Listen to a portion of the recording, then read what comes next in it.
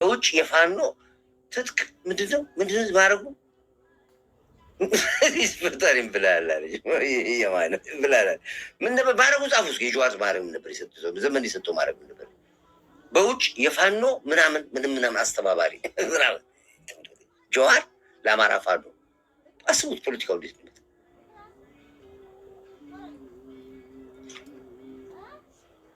እነ ጀዋር አባውን ጥቂት መንግስት ውስጥ የነበሩ ባለስልጣናቶች ነበሩ ይህንን ፖለቲካ የሚያውቁ እንደነ ጀነራል አበባው፣ እነ ፊልድ ማርሻል ብርሃኑ፣ እነ ጀነራል አለሙ አሁን አሜሪካን ሀገር ናቸው ያሉት ብዙ ነበሩ።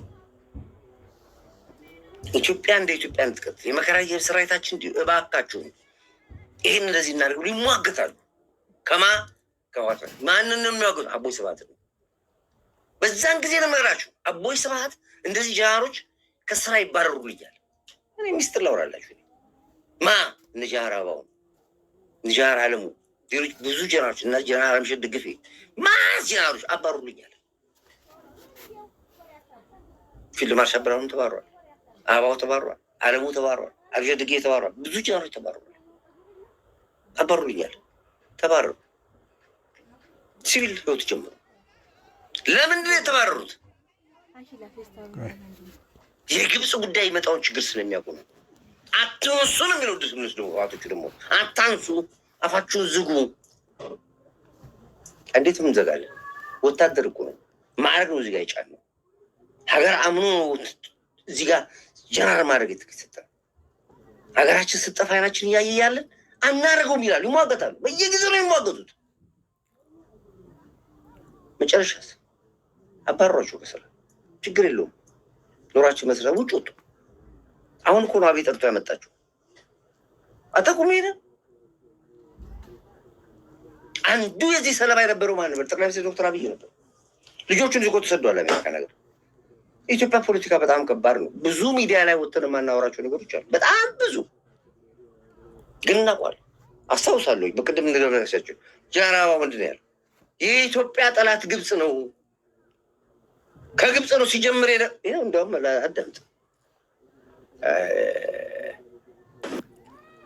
አንደኛው እኛ ገና ሳንፈጠር ጀምሮ ጦርነት ጀነራል በዚህ ጊዜ እንግዲህ ከስራ ተባረሩ ነው። ፂሙን ሁሉ አሳድጎ አይተዋላል ምናምን። እንግዲህ ተመልከት፣ ይሄ በዛን ዘመን ላይ ይናገሩ ነበር። ፍርሶት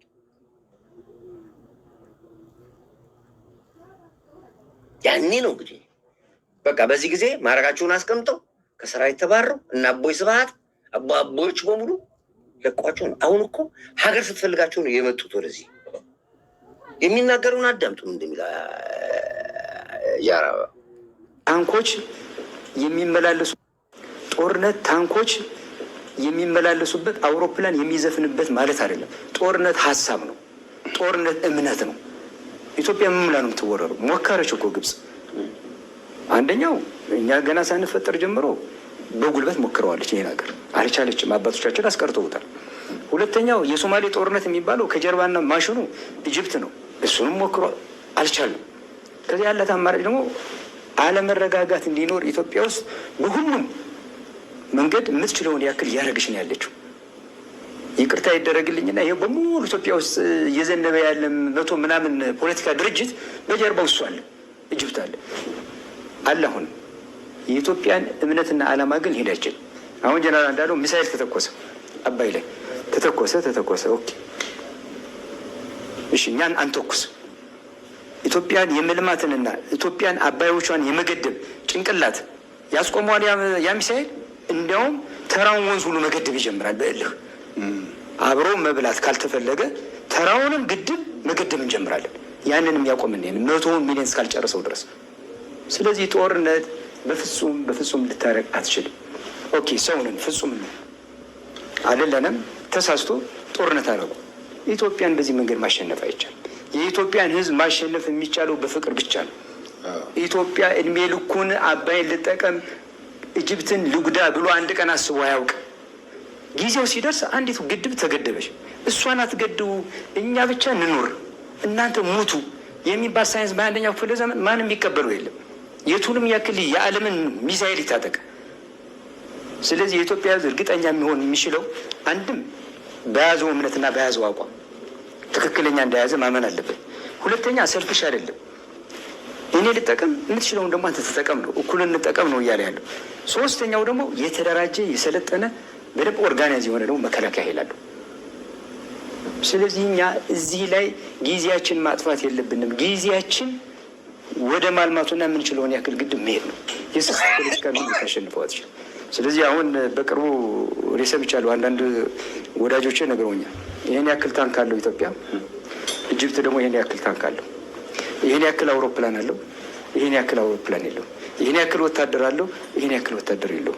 እነሱ እድሜ ልካቸውን ሊሰሩት የሚችሉት ኃይል እሱ ነው። በድፍረት ምነግርህ ግን በ3 ወር አረንጓዴ ለባሽ ማድረግን ይቻላል የኢትዮጵያ ሕዝብ። እኔ አይደለም ማድረገው ራሱ ነው የሚሆነው። ሆኗልም። የሶማሌን ጦርነት የመለሰው 3 ክፍለ ጦር ነው የነበረው። የአባጫ ሊያስተካክል ይችላል። በንጉሱ ጊዜ 300 ሚሊሻ የዘመተው ግን ከገበያ ነው የሄደው። አባቶቻችን ከገበያ ነው የሄዱት። በ1 ወር ስልጠናና በ2 ስልጠና ነው የሶማሌን ጦርነት የመለሰው። ኤርትራ ላይ ስንወር 50 ሺህ የነበር ነው። በ2 ወር ስልጠና ነው ኤርትራን የመከተል። የኛ አርሚ ለራሱ የኛ ህዝብ ለራሱ ሬዲ የሆነ ህዝብ ነው። በታሪክ አጋጣሚ አንድ ቀን በስህተት በነበሩት መንግስታት የራሱን ድንበር አልፎ የሰው ድንበር የወረረ አገር አይደለም። እኛ ጋር ተወረን ነው የምናውቀው እንጂ ወረን አናውቅም። ስለዚህ እንኮራለን፣ በሀገራችን እንኮራለን፣ በህዝባችን እንኮራለን። ግብጽ የፈለገውን ያህል አረብ ይሄድ፣ አሜሪካ ይሄድ፣ ዩኤን ይሄድ ጉዳዩ ለእኔ ፐርሰናል ጉዳይ አይደለም። ስለዚህ እንገድባለን። ፖለቲካ መሪዎቹ፣ ባለስልጣኖቹ፣ ዲፕሎማሲውን በፈለጉት በሚያውቁት ሄዱ። ምንም ነገር ግን የምንወረውረው ነገር የለም። ከተወረርንም ምንም ችግር የለውም፣ እንመልሰዋለን። በእርግጠኝነት መናገር የሚቻለው ግን ማልማታችን ግን አያስቆምም። እንግዲህ ይሄ በዛን ጊዜ ከስራ ተወግደው ስለ ኢትዮጵያዊነት እንደዚህ ያዘምሩ ነበር ጀነራሎቻችን። አያቸው እነዚህን ጀነራሎች ነው ዛሬ ወጥተው እነ እንኩሮ ሚዲያ የሚያላግጡባቸው። የኢትዮጵያ ተላላኪ ቡችላ አክቲቪስቶች የሚጫዋቸው በእነዚህ ጀነራሎች ናቸው። ለዚህ ነው ጠቅላይ ሚኒስትር ዶክተር አብይ ኢትዮጵያ መከላከያ ውስጥ ነው ያለችው የሚል። ለዚህ ነው ሰራዊቱን አታውቁትም። እጅግ በጣም ግዙፍ ሰራዊት አለ። ከማንኛውም ሀያላን ጋር መዋጋት የሚችል ሰራዊት አለ በቂ። ይህን ስነግርህ በኮንፊደንስ ነው የምነግርህ። ወታደርም ስለነበርኩ ነው። መኮንን ነኝ ነው ኦፊሰር ነኝ ነኝ አውቀዋለሁ። ውትድር ነው የኢትዮጵያ ሕዝብ በሙሉ ወታደር ነው። እመነኝ። አንድ ፊሽካ ነፍተን እና ካልከው ጠዋት ጠርተው ከ1 ሰዓት በኋላ አንተ የጠራው ቦታ አንተ ሳትደርሱ ይደርሳል በሀገር ጉዳይ ላይ ከመጣበት። ለዚህ ነው እነዚህ በሙሉ አሁን የምታዩዋቸው በሙሉ እናንተ ዝም ብሎ የመጡ ይመስላችሁ አይደለም። በሙሉ የተፈጠሩ ናቸው። የግብፅ ሰዎች ናቸው። ቅድም ጃራዊታ በተናገሩ ንግግር ላይ ሪማርክ አድርጎበታል ነገር። አሁን እንኩሮ ሚዲያ ባለፈው እና ግልብጥ ሚዲያዎች አይታችኋል ሲያወሩ የነበሩ ምን እንደሚያወሩ። ግብፅ ይህን ያክል ታንክ አላት። ኢትዮጵያ ይህን ያክል ታንክ ከግብፅ የላትም። የጦር መሳሪያ ስላለፍ 80% ግብፅ ኢትዮጵያን ትበልጣታለች። እንደዚህ እንደዚህ እንደዚህ ስለ ግብፅ ነው የሚያወሩት እነሱ። ስለ ሀገር እንደ ኢትዮጵያ እንኳን ቆመው ባይኖር እንኳን አድርጓለኝ ብለህ ትዋጋለህ እንኳን ኖሮ ሊቀር እንደዚህ ነው የሚለው።